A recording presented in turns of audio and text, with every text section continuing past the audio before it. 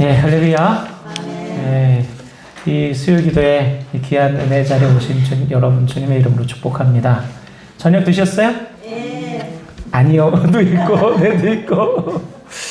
예, 바빠서 예배가 7시로 당겨지니까 바빠서 식사를 못 하시고 오시는 분도 계신 것 같네요. 아이고. 여러분 감기들 많이 좀 조심하셔야 될 것 같아요. 감기가 한 달 동안 안 떨어지네요. 아유. 자, 우리 지난주에 씨 뿌리는 자의 비유를 시작했어요. 그러니까 하나님 나라와 관련된 7가지 예수님의 비유 중에 첫 번째 비유인 씨 뿌리는 자의 비유를 지난주에 처음 시작을 했습니다. 근데 먼저 우리가 하나님 나라에 대해서 다시 복습을 해야 돼요.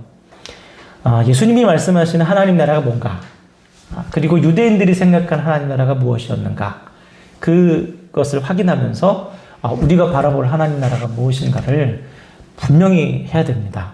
그래서 자꾸 헷갈리는 경우가 있는데, 우리는 예수님이 바라보는 하나님 나라를 바라봐야겠죠? 예, 잘 생각하셔야 돼요. 예수님이 바라보는 하나님 나라가 되게 중요해요. 유대인들 구약의 하나님 나라가 어땠는지가 아니라 지금 이 시간에 우리의 주인이신 예수님께서 말씀하시고 계시는 하나님 나라가 중요해요. 자, 그럼 유대인의 하나님 나라는 어떤 나라였나? 정치적인 나라였어요. 또 제도적인 나라였어요. 제사와 절기와 율법이 통치하는 신정 정치가 바로 유대인의 하나님 나라였어요. 그래서 유대인은 아직도 그 나라를 기다리고 있어요.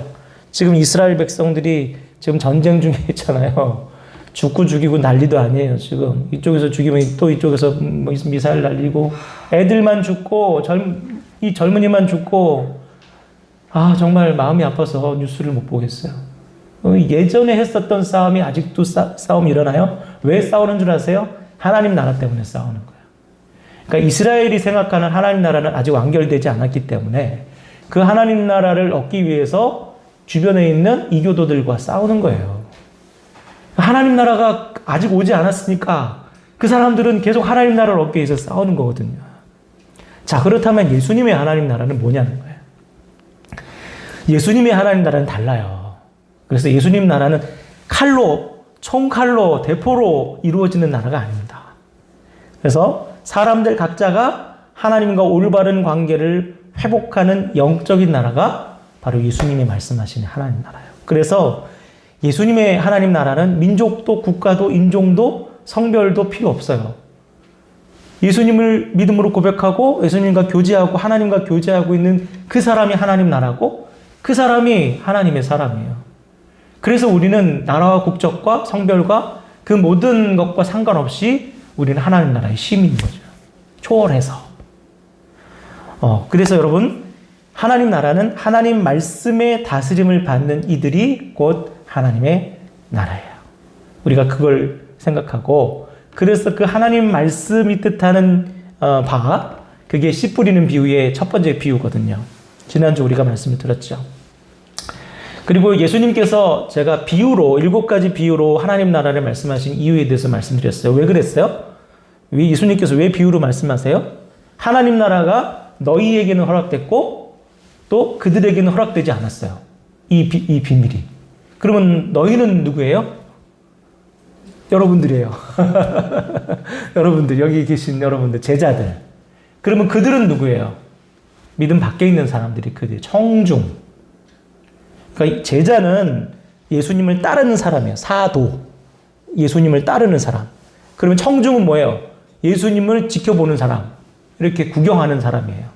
예수님 말씀도 구경하고, 예수님이 하시는 것도 구경하고, 예수님 뭐 하나 보는 거 구경하는 게 바로 청중이에요. 여러분은 제자세요? 아니면 따라가시는 제자세요? 아니면 예수님을 지켜보는 사람이세요? 여기서 중요한 거예요. 여기서. 하나님 나라의 시민은 예수님을 따라가는 사람이지 보는 사람이 아니에요. 여기가 중요해요. 그래서 예수님을 따르는 제자들에게는 하나님 나라의 비밀을 예수님께서 가르쳐 주셨는데, 안 따라가고 쳐다만 보는 사람에게는 해석을 안 해주시는 거예요. 그럼 무슨 뜻이에요? 궁금하면 뭐예요? 따라와라. 그 말씀인 거예요. 비유로 말씀했는데 무슨 뜻인지 몰라요. 그러면 성실한 학생은 선생님 이게 무슨 뜻이에요? 라고 쫓아오잖아요. 그런데 공부에 관심이 없는 학생은 뭐예요? 에이 몰라 모르면 말지 라고 넘어가죠. 진정한 제자는 선생님 따라가서 선생님 이게 무슨 말씀입니까? 라고 물어보는 게 제자예요. 자, 그래서 비유로 말씀하신 거예요. 자, 첫 번째 씨 뿌리는 자의 비유에서 계단식 그 농법을 하는 이스라엘 농사에 대해서 제가 말씀을 드렸어요. 계단식. 그래서 이 계단식에서 좋은 땅은 어때요? 이 계단 끝에, 테라스 끝에 거기에 흙이 모이기 때문에 비가 오면 이렇게 물이 이렇게 흘러가면서 흙이 모이기 때문에 거기서 좋은 땅이라고 했고, 또 이제 사람들이 이제 막 뭐 타종도 하고 하느라고 이제 움직이는 길이 있어요. 딱딱한 땅. 거기가 이제 길가. 그리고 이제 맨 계단이 있으면 맨 위쪽에 비가 내리니까 맨 위쪽은 흙이 얇고 아래쪽은 흙이 두껍겠죠.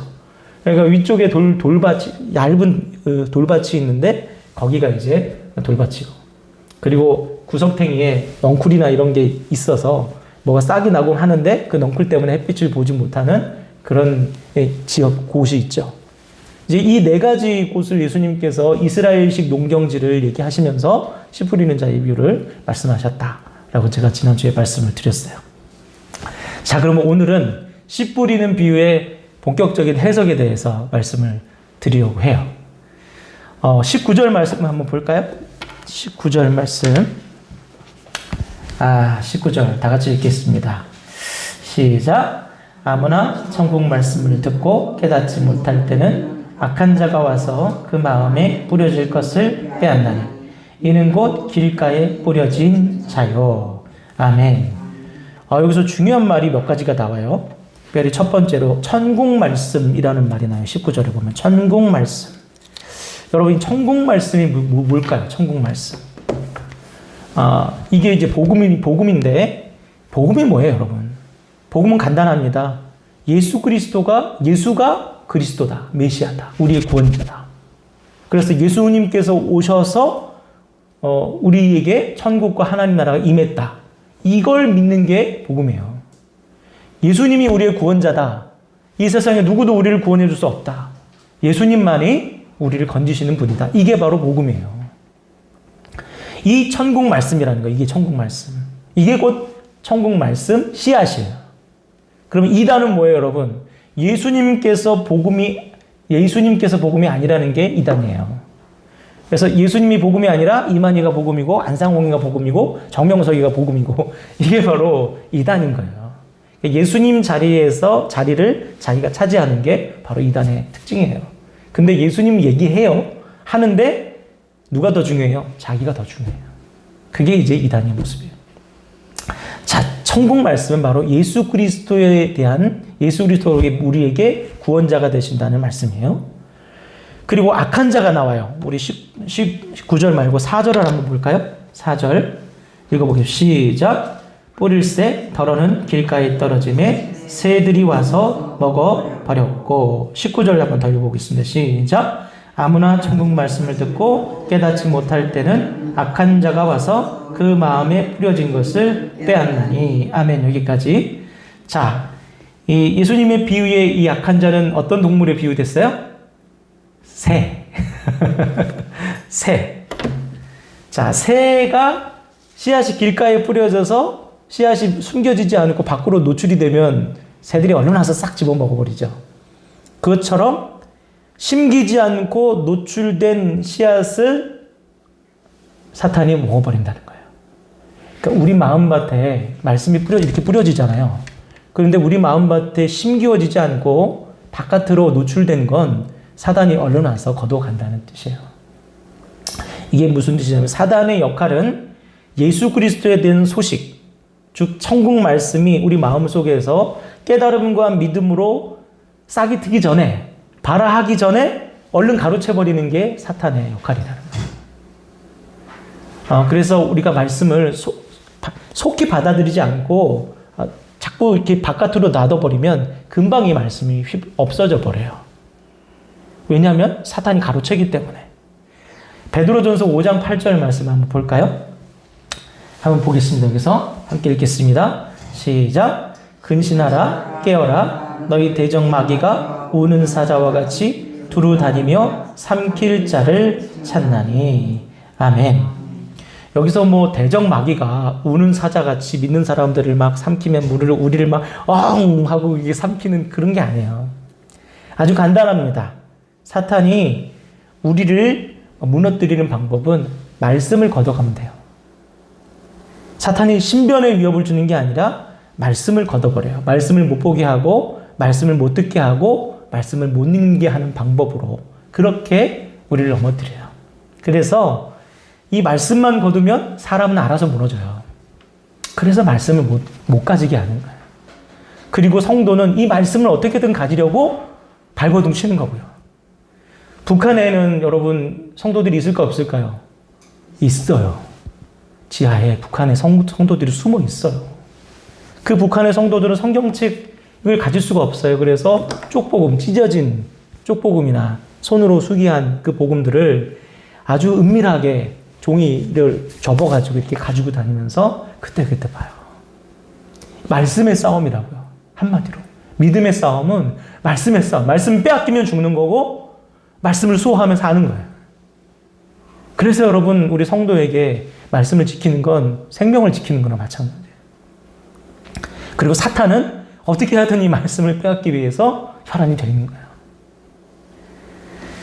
이 말씀만 거두면 사람은 알아서 무너지는데 중세시대가 여러분 기독교가 서구에서 로마에서 공인된 이후로 1000년 동안 이 유럽 사회는 예수 믿는 사회였어요. 1000년 동안 무려. 그런데 함정은 뭔지 아세요? 일반 백성들한테 하나님 말씀이 안 쥐어져요. 문맹이기도 하고 또 이 말씀을 어려운 라틴어로 번역을 해서 아무도 이 성경을 읽을 수가 없어요. 그 수많은 유럽의 백성들이 1000년 동안 하나님 말씀을 읽지도 보지도 듣지도 못해요. 그럼 어떻게 하나님 말씀을 접해요? 사제들이 강론을 하는데 라틴어로 해요. 알아들어요? 못 알아들어요? 못 알아들어요.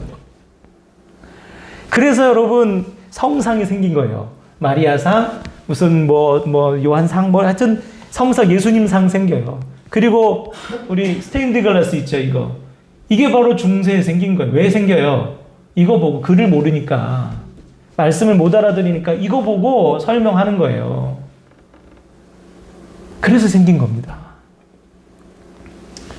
이렇게 하나님 말씀이 1000년 동안 우리 각 개인에게 주어지지 않는 그 시대를 우리는 뭐라고 부르냐면 역사가들은 암흑시대라고 불러요. 암흑시대. 말씀이 없는 것이 암흑이에요. 왜냐하면 뭐라고 그래요? 주의 말씀은 내 발에 등이요 빛이다. 근데 그 말씀이 사라졌으니 얼마나 깜깜했겠어요. 그게 암흑시대라는 거예요. 그래서 종교개혁자들이 제일 먼저 한 게 뭐예요? 마틴 루터는 성경을 라틴어에서 독일어로 번역을 해요. 일반 백성들이 쓰는. 그래서 독일어로 번역해서 사람들에게 지어주기 시작했어요. 야, 어떻게 말씀이 사제들만 것이냐. 말씀은 모든 사람의 것이야. 그래서 번역해서 막 나눠주죠. 그 사람들이 그 말씀을 읽으니까 어때요? 깨잖아요. 그러면 사제들이 자기한테 얼마나 사기를 쳤는지, 얼마나 거짓말을 했는지. 여러분들이 성경을 못 보고 저만 성경 본다 그러면 제가 어떤 거짓말을 해도 여러분은 모를 거예요. 그렇죠? 혹세무민을 해도 모를 거예요. 근데 제가 설교 조금만 이상하게 하면 여러분 알잖아요. 목사님 여기 그렇게 안 돼 있는데요. 얘기할 수 있다는 거예요. 바로 이 말씀이 그래서 중요합니다. 성경이 보급되는 그 순간부터 만인 제사장이라고 하잖아요. 모든 사람이 제사장이 되는 거예요. 하나님 말씀을 통해서 하나님과 여러분이 각자 교제할 수 있게 되는 거죠. 자, 그러면 그 다음에 중요한 또 말이 하나 또 있어요. 그 마음에 라는 말이 있어요. 19절을 보시면 그 마음에 뿌려지는 것 이렇게 되어 있는데 그 마음이 바로 밭이에요. 밭. 그 마음이 밭이야. 이 마음은요 얼마나 중요하냐면 생명의 근원이 여기서 난다라고 말했어요. 잠언에서는. 생각하고 결단하는 인격의 중심 그리고 진정한 변화의 대상은 바로 마음이에요. 마음. 진짜 변화해야 될 것은 우리 마음이라고요. 그래서 로마서 22장 29절 함께 볼게요. 로마서 2장 29절 함께 읽겠습니다. 시작. 오직 이면적 유대인이 유대인이며 할례는 마음에 할지니 영에 있고 율법 조문에 있지 아니한 것이라. 그 칭찬이 사람에게서가 아니요 다만 하나님에게서니라. 아멘. 여러분, 유대인 하나님의 백성은 뭘로 표시했어요? 할례를 표시했어요. 남자의 생식기를 표피를 자르는 그걸로 유대인 하나님의 백성이냐 아니냐를 과거에 구분했다고요. 그런데 사도 바울이 뭐라고 해요? 그게 하나님의 백성을 나타내는 표식이 아니다. 할례는 어디에다 하냐면 몸에다 하는 게 아니라 마음에다 해야 된다는 거예요. 그 뭐예요? 마음이 하나님 백성이어야지 몸이 하나님 백성이면 무슨 소용이냐. 그런 뜻이거든요. 그러면 그 마음의 변화는 어디서 일어나냐고요? 하나님 말씀이 거기 뿌려져야지 마음의 변화가 일어난다. 천국 말씀이 그 마음에 심겨져서 싹이 나는 사람, 발화하는 사람, 즉 변화가 이루어지는 사람이 바로 성도예요. 그래서 신앙의 외적 조건이 아니라 말씀에 의한 우리 생각의 변화, 또 우리의 심경의 변화가 바로 일어나야 된다는 거예요. 그게 성도예요. 그래서 여러분, 영적 전쟁은 믿음이 있는 사람한테 일어날까요? 없는 사람들한테 일어날까요? 있는 사람들한테 일어나는 거예요. 그러니까 말씀이 심기운 사람에게서, 그 싹이 난 사람에게서 영적 전쟁이 일어나는 거예요. 시험도 아무나 드는 게 아니에요. 믿음이 없는 사람한테 시험 없어요. 사탄이 쳐다보지도 않아요. 어차피 내 건데. 걔는 내 소유니까 건들 필요가 없어요. 그런데 말씀이 심기워서 싹이 났어. 그러면 문제가 생기는 거예요. 사탄이 주도권을 다시 잡기 위해서 끊임없이 그 말씀을 뺏어가려고 하는 거예요. 그래서 시험도 일어나고, 그래서 아픔도 일어나는 거예요. 믿음이 있어야 시험도 일어나요. 싸울 대상이 아닌 거죠.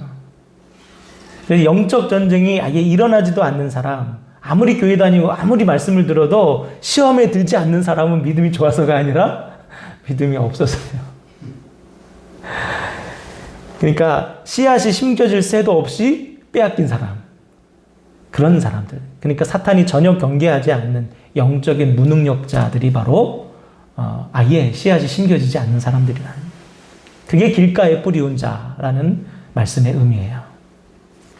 자, 4가지 밭에 대한 비유에 대한 해설을 계속 이어서 드리겠습니다. 자, 그렇게 길가에 뿌리운 자, 19절에 여기서 뿌리운 자라는 말은요, 뿌리운 자예요. 그러니까 내가 뿌림을 받은 거예요. 그죠? 내가 뿌린 게 아니라 뿌리운 자, 씨를 받는 자, 여러분처럼 제가 지금 선포하는 말씀을 받는 자, 여러분들이 바친 거예요. 지금은 여러분들이 바치요. 여러분들이 누군가에게 복음을 전하면 여러분이 뿌리는 자고, 그 듣는 사람이 뿌리운 자가 되는 거죠. 씨 뿌리는 자는 예수님 제자들, 전도자들이 됩니다. 그런데 여러분, 길가에 뿌리운 자라고 되어 있는데 이건 무슨 뜻이냐면, 아까 계속 말씀드렸듯이 말씀을 받아들일 준비가 안 된 사람들을 길가에 뿌린 자라고 해요. 그래서 말씀이 이렇게 선포될 때 그 말씀에 주의하지 않고, 그 말씀을 경청하지 않고, 그 말씀에 반응하는 그런 태도가 안 나타나는 사람이 바로 길가에 뿌리운 사람이에요. 전혀 마음에 안 박혀 들어간 사람이 바로 길가에 뿌리운 사람이에요. 그래서 이분들에게 가장 중요한 특징은 어떤 말씀을 전해도 삶의 변화가 없다. 누가복음 7장 32절 말씀, 예수님께서 그런 사람들을 뭐라고 표현하는지 한번 보세요. 함께 읽겠습니다. 시작. 비유하건대 아이들이 장터에 앉아 서로 불러 이르되 우리가 너희를 향하여 피리를 불어도 너희가 춤추지 않고 우리가 곡하여도 너희가 울지 아니하였다 함과 같도다. 아멘. 예수님께서 왜 말씀하셨냐면, 바리새인들이나 주변에 모인 사람들한테 아무리 말씀을 전해도 이 사람들이 받아들이질 않아요. 그리고 삐뚤기만 얘기해요. 그래서 예수님께서 그들을 보고 한탄하시면서 하신 말씀이에요. 이 세대의 사람들, 이 사람들의 모습을 뭐라고 비유하면 좋을까라고 하면서 하신 말씀이 바로 이 말씀이에요. 애들이 놀지 않아요. 이렇게 밖에 나가면. 그럼 서로 역할놀이를 해요. 그 남자 여자들 보면 소꿉놀이 같은 거, 너는 엄마하고 난 아빠해. 그러면 이제 소꿉놀이만 하잖아요. 근데 남자애가 시큰둥해서 네가 무슨 엄마야? 네가 무슨 엄마야? 조그만 게. 막 그러면서 몰입을 못 하잖아요. 몰입을 안 하면 이게 놀이가 안 되잖아요. 놀이가 안 되면 재미가 없잖아요. 그럼 더 이상 같이 있지 못하잖아요. 난 집에 갈래. 그래버리죠. 바로 그 얘기를 하는 거예요. 내가 피를 불었는데 춤추지 않고 기뻐하지 않고 움직이지 않고 내가 말씀을 전했는데 반응하지 않고 경청하지 않고 변화가 일어나지 않는다. 그 말씀을 하시는 거거든요. 길가에 뿌리운 자는 바로 그와 같다라고 말씀하시는 거예요. 자, 그러면 두 번째로 우리 돌밭에 뿌리운 자를 보겠습니다. 우리 20절 말씀 한번 볼까요? 20절 말씀 읽겠습니다. 시작. 돌밭에 뿌려졌다는 것은 말씀을 듣고 즉시 기쁨으로 받되. 일단 여기까지. 자, 씨앗이 여기 심겼어요? 안 심겼어요? 심겼어요? 안 심겼어요? 일단 심겼어요. 일단 심겼어요. 심겼고 싹도 났어요. 그런데 문제가 뭐예요? 흙이 얇아서 뿌리가 깊이 내리질 못한 상태. 이걸 뭐라고 얘기하냐면 기쁨으로 받되라고 얘기해요. 기쁨으로 받되. 말씀이 딱 전해지면 그렇구나. 그런 말씀이었구나 라고 기쁘게 달게 들어요. 그리고 맞다 맞아. 다 내 얘기야 라고 그러면서 막 호들갑을 떨면서 받아요. 그런데 문제는 심지가 굳지 못해서 그걸 빨리 잊어버려요. 감정적인 청중. 감정적인 청중은 표현도 아주 굉장히 적극적이에요. 그래서 말씀을 이렇게 딱 전하고 나면 목사님 저 은혜 받았어요. 너무너무 감동이었어요. 막 그러는데 그런데 이거 이상하게 삶의 변화는 없어요. 그리고 기복이 굉장히 심해요. 막 좋았다가 막 은혜 받았다고 했는데 또 며칠 후 보면 또 이렇게 탁 꺼져 있고 그런 사람들이 바로 감정적인 반응을 보이는 사람인데 이런 분들을 돌밭에 뿌리운 자들이라고 예수님께서 말씀하시는 겁니다. 급격히 식어버려요. 감정이 고양됐다가. 그리고 자신의 컨디션과 기분에 의해서 모든 것이 좌지우지 돼요. 그래서 그런 분들은 기분 나쁘면 천국도 안 간다고 하는 분들이 바로 그런 분들이에요. 그래서 이분들은 참 조심해야 돼요. 그죠? 우리가 여기 다 이제 오랫동안 신앙생활 하신 분들이 계셔서 제가 말씀을 드리는데 예민하신 분들, 그런 분들이 있어요. 그래서 그냥 별 말도 아니었는데 그냥 호의적인 마음에서 한 건데 그걸 걱정해서 한 건데 그거 갖고 또 그냥 마음에 상처 받았다고 팔딱팔딱 뛰고 열심히 하다가도 갑자기 안 보이고 잠깐 열심히 하다가 또 사라져버리고 그런 사람들 얼마나 많아요. 그런 분들이 바로 돌밭에 뿌려진 그런 사람들인 거예요. 복음을 인정하지만 확신의 단계로 더 나아가지 못한 기복이 심한 사람들을 돌밭에 뿌리운 사람들이다. 그렇게 예수님께서 말씀하시죠. 그래서 21절 말씀을 한번 보겠습니다. 21절 다 같이 시작. 그 속에 뿌리가 없어 잠시 견디다가 말씀으로 말미암아 환난이나 박해가 일어날 때에는 곧 넘어지는 자요. 아멘. 여기서 중요한 것은 뿌리가 없어 잠시 견디다가 라는 뜻이에요. 잠시 견디다가. 저는 여기다가 이렇게 붙여요. 인스턴트 성도라고. 잠깐. 그리고 즉시. 저는 즉시라는 말이 여기 있거든요. 유디스라는 말인데 즉시 받아들이고 즉시 넘어지는 즉시 신앙. 즉석 신앙. 저는 그렇게 표현하고 싶어요.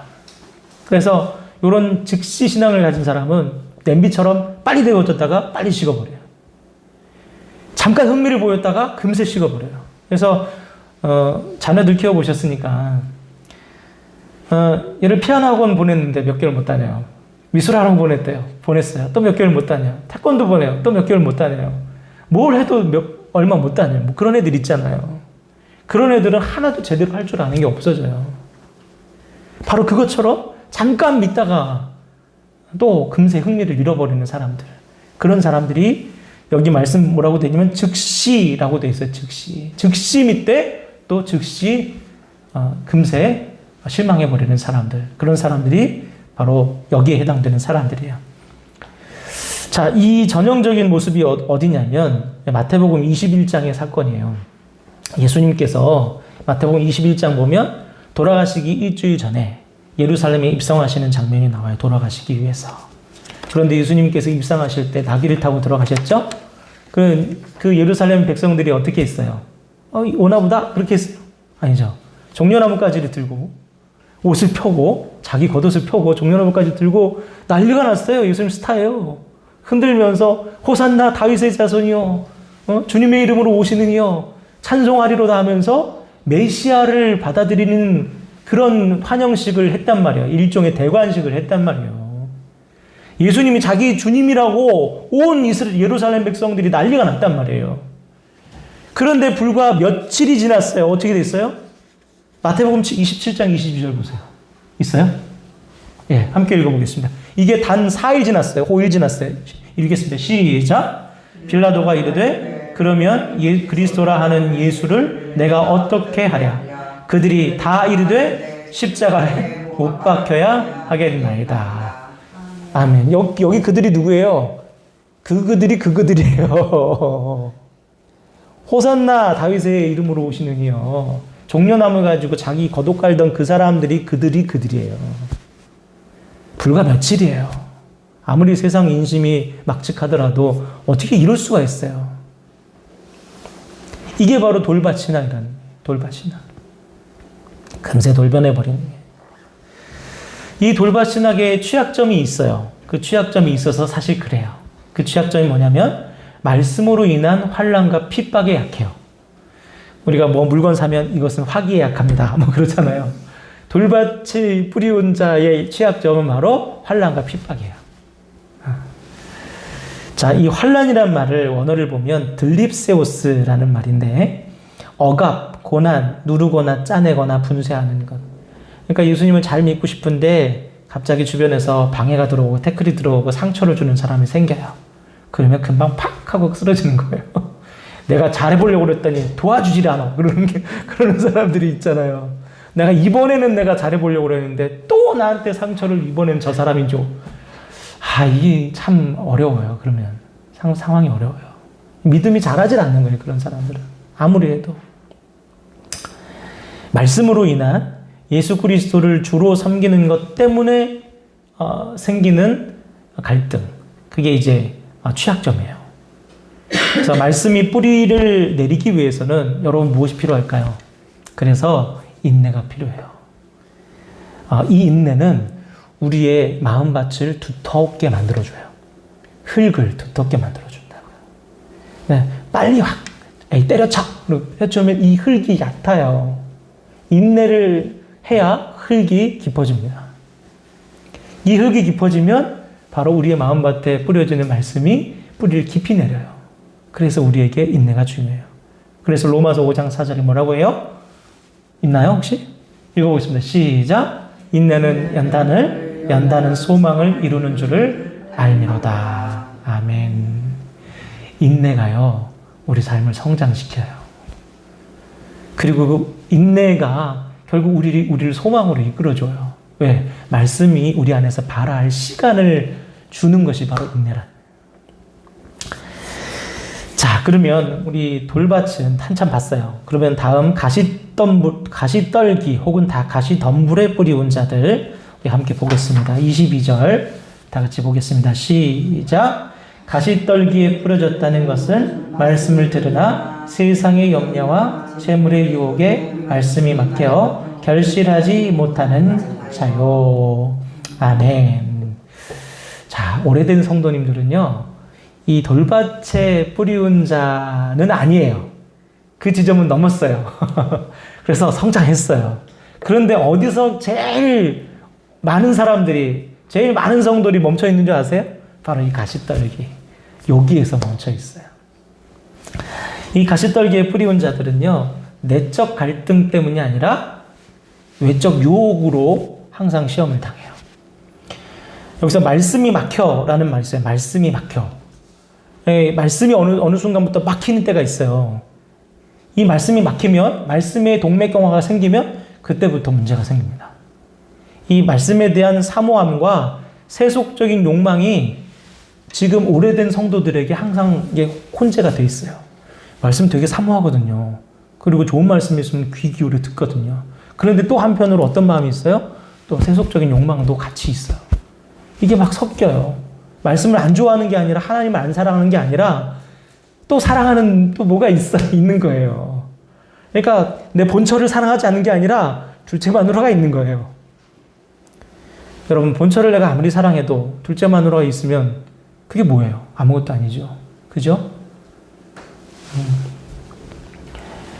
말씀이 씨앗을 발화하고 뿌리까지 내려서 싹이 올라온 사람들이래요. 이 사람들은. 그런데 세상 유혹의 덤불로 인해서 내가 가진 믿음이 질식 상태에 있는 거야. 호흡이 막 곤란한 상태. 막혀라고 했어요. 막혀. 심프니케이라고 하는데 이건 질식시키다, 숨막히다, 영적인 호흡장애 상태다라는 뜻이에요. 숨찬 상태인 거예요. 뭐 때문에 숨차요? 내 욕심 때문에 숨차요. 내 욕심 때문에 말씀이 숨이 막혀요. 내 안에 있는 말씀이 숨이 막힌다. 가시떨기를 예수님께서 세상의 염려와 재리의 유혹이다라고 말씀하셨어요. 여기서 염려라는 말을 원어로 보면 메림나라고, 메림나. 그런데 이게 무슨 뜻이냐면 마음이 나뉘다라는 뜻이에요. 분열되다라는 뜻이에요. 예수님만 좋아하는 게 아니라 재물도 좋아요. 교회만 좋은 게 아니라 세상도 좋아요. 이게 동시에 좋아지는 것, 이게 메림나예요. 메림나. 염려. 두 개 다 좋아서 생기는 게 염려예요.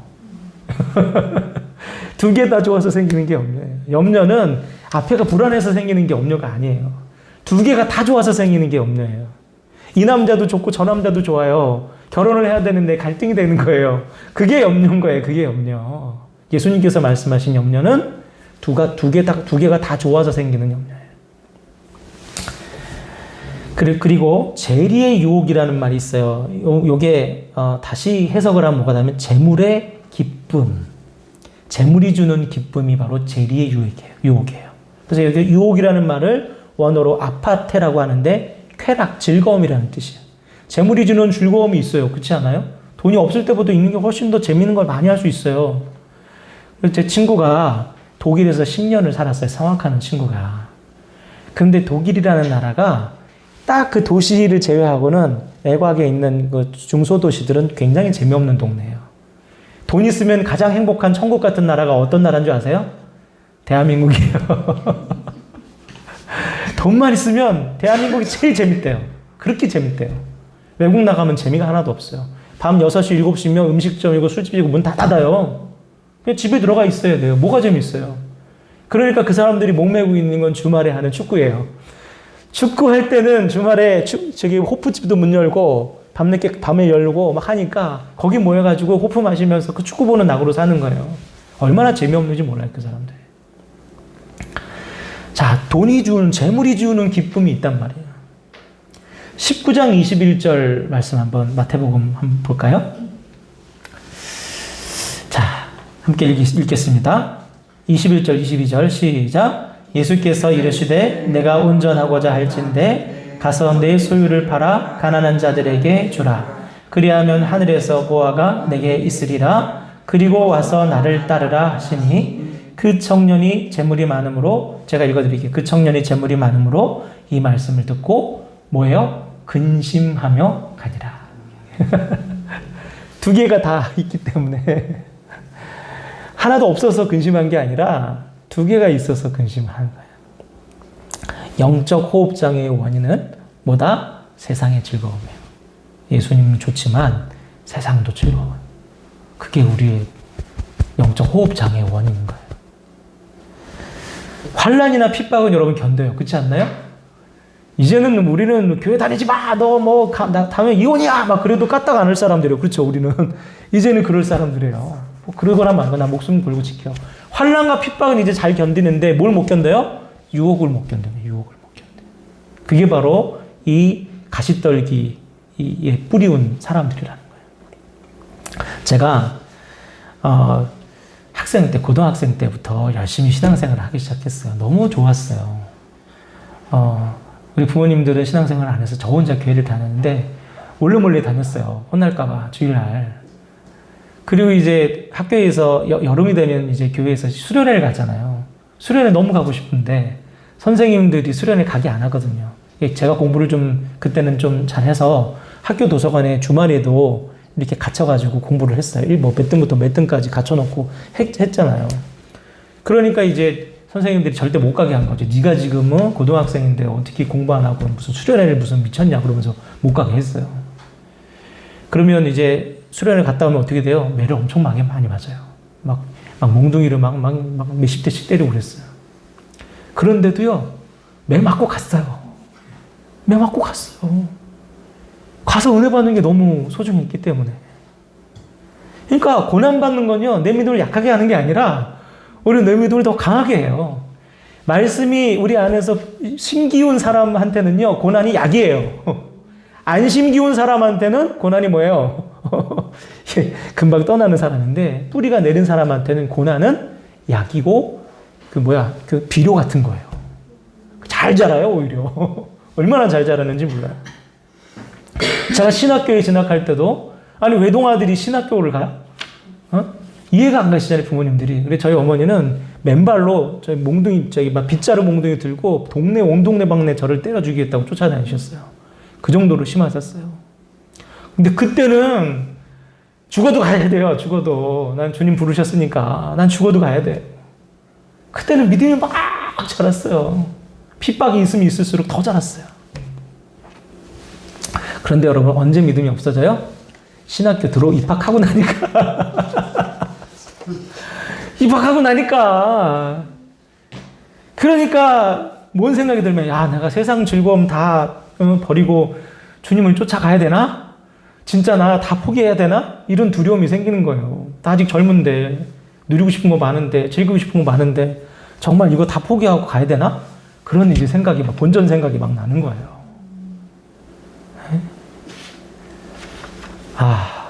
그런 젊은 청년 부자에게 예수님께서 뭐라고 말씀하셔요? 그것들을 포기하고 와서 나를 따르라. 그렇게 말씀하셔요.